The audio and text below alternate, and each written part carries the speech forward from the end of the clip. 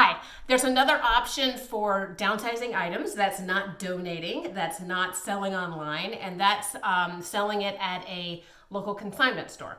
So this works particularly well, but it's kind of rare. Basically, if somebody has furniture that is of a certain period and a certain quality, then there's a local consignment store that I work with that will come and pick up the furniture, will sell it for the client. They get a check in the mail a couple months later. What's not to love about that? Easy peasy. I'm all about easy peasy. Taking clothes to local consignment stores.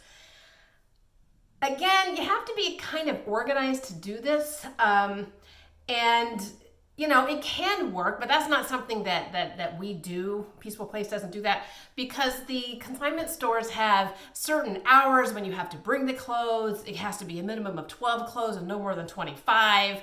It has to be clothes that are in season. It has to be clothes that they can sell to their customers.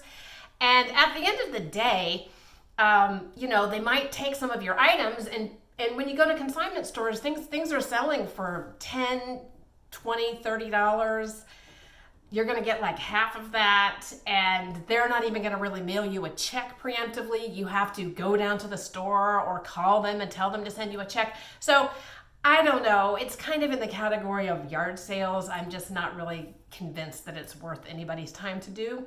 So, but if you've been successful selling things at consignment stores yourself, then that's fine, but it just doesn't seem to work for a lot of our clients.